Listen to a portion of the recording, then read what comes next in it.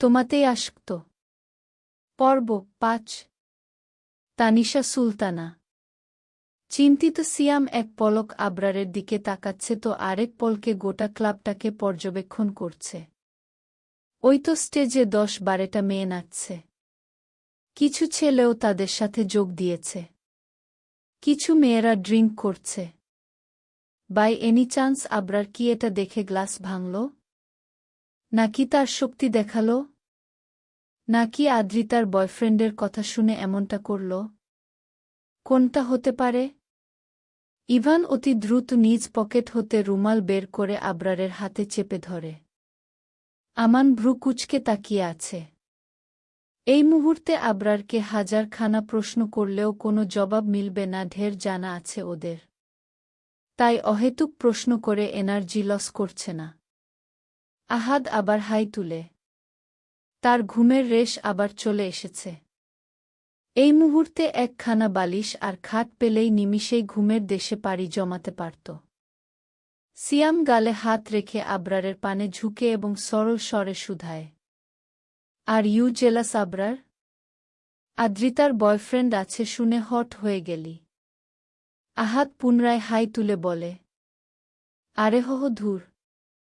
আশেপাশে এত মেয়ে অথচ ওকে পাত্তা দিচ্ছে না। তাই ওদের অ্যাটেনশন পেতে এমনটা করল। ইভান একখানা গ্লাস তুলে নেয়। নিজেও ভাঙার ট্রাই করতে করতে বলে, ভাই পারছি না কোনো। ভাঙে না তো? সিয়াম গাঁটটা মারে ইভানের কপালে এবং বলে, বেড পারফরম্যান্স না করা অবধি ভাঙবে না রে পাগলা। আমান বলে, আমাদের আবরার তাসনিন শত শতবার বেড পারফরম্যান্স ভালো করেছে নাকি? আমার তো মনে পড়ে না। সিয়াম মুখ বাঁকিয়ে বলে, ওইসব গোপন কার্যকলাপ তোকে দেখি করবে? ইডিয়েট! আমান কিছু বলতে যাবে তার আগেই আবরার দাঁড়িয়ে পড়ে এবং কাউকে কিছু বলার সুযোগ না দিয়ে গটগট পায়ে বেরিয়ে যায় ক্লাব হতে। সিয়াম দৌড় দেয় আবরারের পেছনে। হতাশ নয়নে ইভান, আমান এবং আহাদ তাকিয়ে থাকে। রাত আনুমানিক ২ বাজে। আদ্রিতার প্রচণ্ড খিদে পেয়েছে। রাতে ২-৩ বার খাওয়ার স্বভাব তার। এই যেমন সন্ধ্যার একটু পরেই একবার খাবে, তারপর ১০টা নাগাদ একবার এবং ২টা-৩টার দিকে একবার। আদ্রিতার মতে জীবন মানেই খেতে হবে। খেতে হবেই মানে জীবন। সর্বক্ষণ খেতে থাকো আর গোলুমলু হও। খাওয়া ছাড়া এই জীবনে আর কিছুই নেই গু। আদ্রিতার সাথে এনিও খেতে উঠে পড়েছে। বোধহয় তারও খিদে পেয়েছে। গোটা বাড়িটা অন্ধকারে ঢেকে আছে। যেন বিদ্যুৎ বিচ্ছিন্ন হয়ে গিয়েছে। সুইজারল্যান্ড এও বিদ্যুৎ চলে যায়? নাহয় দেশটাকে যতটা উন্নত ভেবেছিল ততটাও নয়। বাংলাদেশের কিছু কিছু স্বভাব এই দেশও পেয়েছে। হতাশ আদ্রিতা অতি সাবধানে বিছানা থেকে নামে। পা নাড়িয়ে নাড়িয়ে জুতো খুঁজে এবং পেয়েও যায়। বালিশের পাশে ফোন রয়েছে, বেমালুম সে কথা ভুলেই গিয়েছে আদ্রিতা। ওই তো ডিনার করে আতিয়া বেগমের থেকে ফোন নিয়েছে বাবার সাথে কথা বলবে বলে। কিন্তু কল করেছিল আসিফ আদনানকে। বিদেশি নাম্বার থেকে কল করার আসিফ বোধহয় জানতেই পারেনি কে কল করেছে। তাই রিসিভই করল না। একটুখানি মন খারাপ হয়েছিল আদ্রিতার। পরমুহূর্তেই তার মোটা মাথায় একখানা বুদ্ধি আসে। টেক্সট করে, আমি আদ্রিতা। বিদেশে চলে এসেছি। ফ্রি হয়ে কল করিয়েন গু। এমিকে কোলে নিয়ে কানার মতো হাতুড়িয়ে হাতুড়িয়ে রুম হতে বের হয়। ঘুটঘুটে অন্ধকারে নিজের অস্তিত্বটাও টের পাওয়া দেয়। এবার আদ্রিতা কিচেন অবধি যাবে কিভাবে? অ্যানিও বোধহয় ভয় পেল। তাই উচ্চস্বরে ম্যাও ম্যাও আওয়াজ তুলতে থাকে গু। আদ্রিতা চট জলদি চেপে ধরে অ্যানির মুখ। হুঁশিয়ার দিয়ে বলে, চুপ কর বেয়াদব। এই বাড়িতে একটা গন্ডার আছে। তোর শব্দ পেলে বাঘের মতো গর্জন তুলে এগিয়ে আসবে। ক্ষেপা ষাঁড়ের মতো হুঙ্কার তুলে ধমক দিবে। একবারও ভাববে না আমার মতো হাতির ভয়ে বাচ্চা আদ্রিতা মূর্ছা যেতে পার। বাকিটা শেষ করার আগে শক্তপোক্ত কিছুর সাথে ধাক্কা খায় আদ্রিতা। ছিটকে পড়ার আগেই এক জোড়া শীতল হাত জাপটে জড়িয়ে ধরে আদ্রিতার কোমর। এক জোড়া অধর এসে ঠেকে আদ্রিতার কপালে। ভূমিকম্পের ন্যায় কেঁপে ওঠে মেয়েলি কায়া, বিড়াল ছানাটি পড়ে গিয়েছে ফ্লোরে এবং গলা ছেড়ে চিৎকার করে যাচ্ছে মিউ মিউ শব্দে। আবরার আদ্রিতাকে সোজা করে দাঁড় করিয়ে কোমর থেকে হাত সরায়। চাপা গম্ভীর স্বরে শুধায়, এখানে কি চাই? আদ্রিতা স্বস্তির নিঃশ্বাস ফেলে। যাক বাবা, বাঘের কাছাকাছি চলে এসেছে। এখন অন্ধকার ভূতপিত কোনো কিছুই ভয় নেই। বাঘ ঠিক ধিসুম ধিসুম করে সবগুলো বৃন্দাবন পাঠিতে দিতে সক্ষম হবে।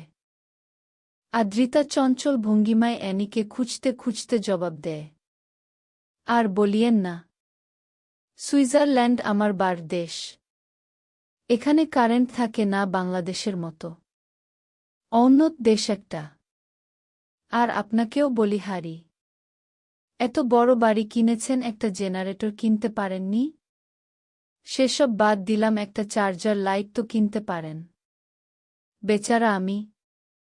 বাকিটা শেষ করার আগেই বাড়িটা কানায় কানায় আলোকে হয়ে যায়। আশ্চর্য! আদ্রিতা খানিকটা ঘুরে ঘুরে দেখে পরপরই খুশি হয়ে বলে, এই তো কারেন্ট চলে এসেছে। আমার না ভীষণ খিদে পেয়েছে। খেয়ে আসি। ঠিক আছে বড় ভাই। বলেই অ্যানিকে কোলে তুলে নেয় এবং গটগট পায়ে নেমে পড়ে নিচে। বলা তো যায় না আবার কখন কারেন্ট চলে যাবে। কারেন্ট থাকতে থাকতে খাওয়া শেষ করে হবে। আবরার বিরক্তির নিঃশ্বাস ফেলে বিড়বিড় করে বলে, ডিসগাস্টিং। ভীষণ সুস্বাদু খিচুড়ি। পেট পুড়ে খেয়ে ঢেকুর তুলে আদ্রিতা। অ্যানিকেও দিয়েছিল, সেও লক্ষ্মী বাচ্চার মতো চেটে পুটে খেয়েছে। এবার দুজনেরই পেট ঠান্ডা হয়েছে। বেসিনে থালা রেখে আসার পথে খেয়াল করে তার টি-শার্টে রক্ত লেগে আছে। এ বাবা, রক্ত আসলো কোথা থেকে? চিন্তিত আদ্রিতা দাঁত দিয়ে নখ কাটতে কাটতে পায়চারি করে। কোথা থেকে আসলো?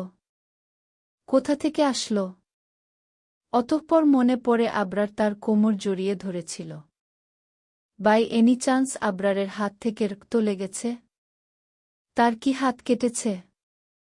উদার মনের আদ্রিতার মায়া হয়, সে চটকরেই ভেবে ফেলে একবার দেখে আসবে। যেই ভাবা সেই কাজ। অ্যানিকে কোলে তুলে এক দৌড়ে এগিয়ে যেতে নেয় আবরারের রুমের দিকে। মাঝপথেই দেখা হয় সিয়ামের সাথে। সে সবেই বাড়িতে ঢুকল। আদ্রিতা বলে ওঠে, সিয়াম ভাই, খেপা সারের কি হাত কেটেছে? মিনিট দুয়েক সময় লাগে সিয়ামের বুঝতে, খেপা সারটা আসলে কে।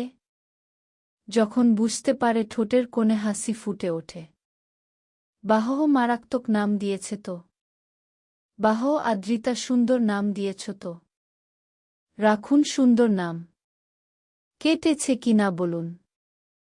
কাটেনি তো। আবরার তাসনিন কাচের ড্রিঙ্কের গ্লাস মুঠো করে ধরেছিল। ব্যাস, গ্লাস ভেঙে গুড়িয়ে গেল, আর কিছু সংখ্যক কাচ তার হাতেও ঢুকে গেল।